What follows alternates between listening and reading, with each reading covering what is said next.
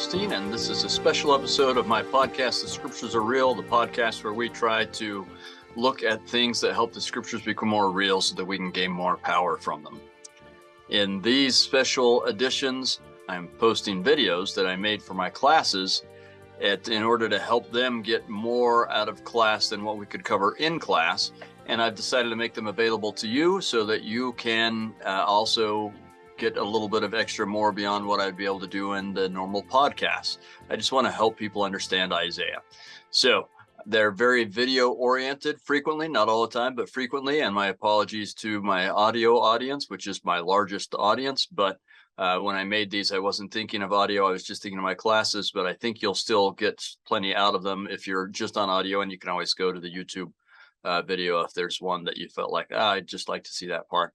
But they're kind of hokey. They're just what I do for my classes, although the whole podcast is kind of hokey, so that's fine. I've just done this because I hope it's helpful for you. Okay, so here is another video just to give you a little bit of background to help you understand Isaiah 18 through 20. These are some tricky chapters with some tricky verses in them. Some of it is a real difficulty in translating, but hopefully we can help you understand a little bit about what it's talking about. Our real clue to where it's talking about starts in verse 1.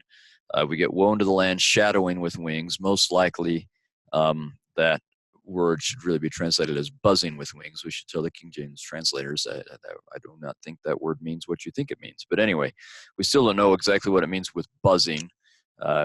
There's one idea, but get back to you with that in just a second. Anyway, it says, which is beyond the rivers of Ethiopia.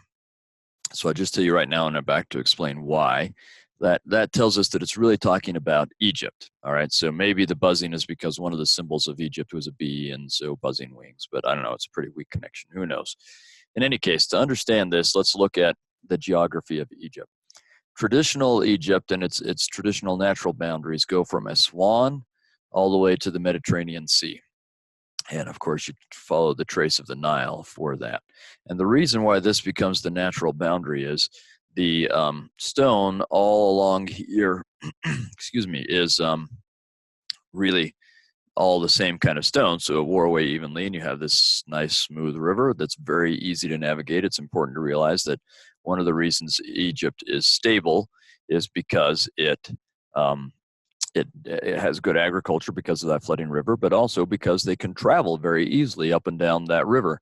The current flows one way, the wind goes the other way, so you can either row or sail, and it's easy to travel and maintain communications, move military, move building materials, and that kind of a thing. The problem is that once you get to here, all of this area of the Nile is carved through rock that's, some of it's granite, some of it's sandstone, a little limestone, and those wear away at different rates, and that creates a series of rapids, or they're called cataracts as well. So this is what's known as the first cataract. You have the second, third, fourth, fifth, and so on. So that's part of why Egypt is also easy to defend. People have to come either by sea or they'll have to come across the desert, and this way they'll have to, if they're coming by boat, they have to get out and carry their boats. Well, that's an easy spot to defend them. It creates a bottleneck where people are vulnerable and you can defend them. So this area south of Aswan is known to the Egyptians as Cush. The King James translators will translate that as Ethiopia, but it's known as Cush in ancient times. Today it's modern-day Sudan and a little bit of Ethiopia. So what happens is that by 2200 or so BC, the Egyptians are really controlling this area, and then they gain very, very strong control of it, so that by the time of Isaiah's day, for about 1500 years or so, you've got an area that has become Egyptianized. They are not Egyptians, but they have been part of Egypt for so long that they write with Egyptian language. They have their own language as well, but they write with Egyptian language. They keep elements of their own culture, but they've adopted a lot of elements of Egyptian culture. They've become very, very Egyptianized. And in fact, as you remember, we talked about the Sea Peoples and Ramses the third defeating the Sea Peoples, but Egypt never regains its height. And in fact, it starts to shrink and fragment, and it goes into a period of destabilization. So there comes a period just before Isaiah's day where the rulers up in this area become weak and there's some infighting and so on, and they really can't control the country. And so one of the what are known as viceroys or governors of Kush, who is a native Kushite, brings his Egyptian army, which consists of Kushites, up and conquers all these people and becomes the king of all Egypt. He's an Egyptianized Kushite, or Ethiopian if you're doing the translation in the time of King James. So in Isaiah's day, Egypt is ruled by these Kushite rulers who are very, very powerful.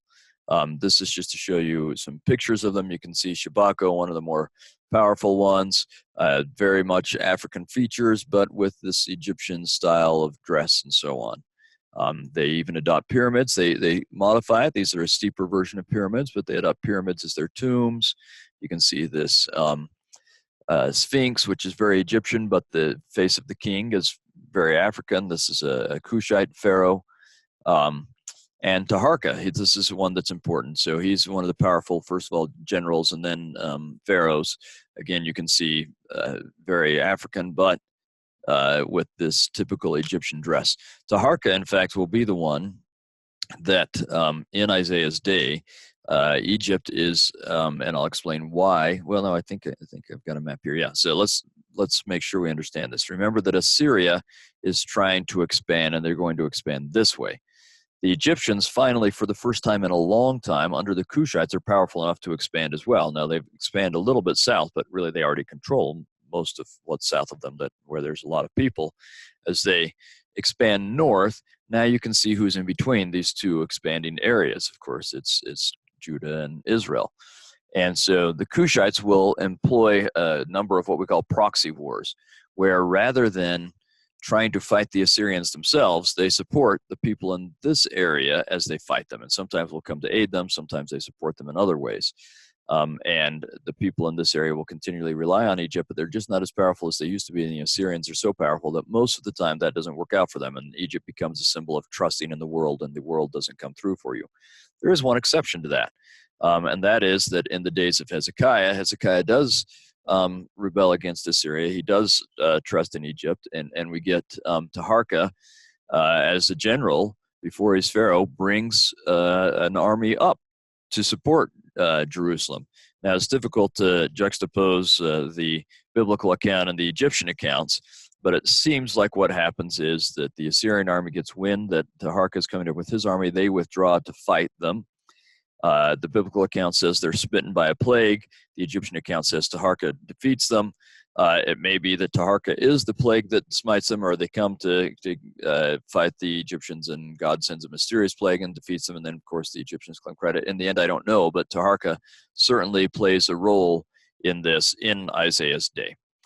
So now let's go back to the chapter and look at verse 2. Verse 2 is very difficult to translate. There are a number of words that aren't used anywhere else. There are some words that it seems like Isaiah is kind of making up using some kind of plays on words. So maybe something like, if we're going to go with this buzzing theme, we could say, the bees, we observe their buzziness, right, which is a play on words for buzzing, but also busyness and so on. So he has some things that are like that, so it's a little difficult to know how to translate it, but this is my best attempt at a translation. So talking about this country beyond the rivers of Ethiopia that sends envoys by sea and who go on the surface of the water in vessels of papyrus. Go, you swift messengers, to a people tall, or maybe it's extended, stretched out, and smooth or hairless, to a nation feared far and wide. Literally, it's from here to there. I think far and wide is a good translation. But anyway, a nation strong and powerful. I'm not so sure that that's what those words mean. Who trample and whose land is divided by rivers. Well, let's look at this a little bit, all right? In Egypt, we know that they made papyrus boats. So remember I said that they traveled a lot on the river. That was an important part of how they worked as a country. And they would, one of the frequent kinds of boats that they would use is to take these strands of papyrus and tie them together, and then you get something like this, right? We get lots of depictions of these papyrus boats that were like this. So remember that it says, in the King James Version, it says vessels of bulrush, but really it's papyrus, all right? And then swift messengers, people tall. This may mean literally tall, and a couple of the Kushite pharaohs were fairly tall, but on the whole, they're average.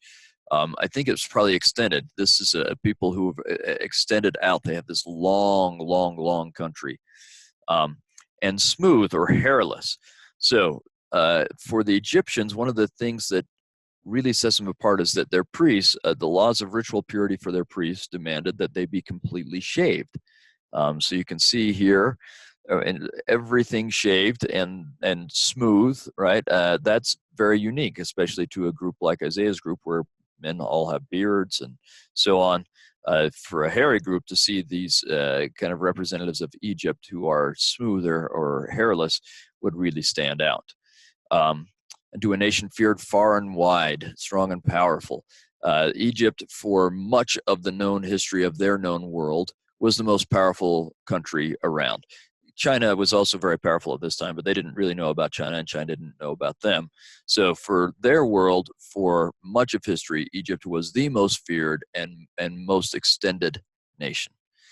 So I think that's an description for them, and they would trample people whose land is divided by rivers. So remember that Egypt is Egypt. Herodotus calls it the gift of the Nile. This is the longest river in the world that divides, and there is a real divide between the east and west bank and so on.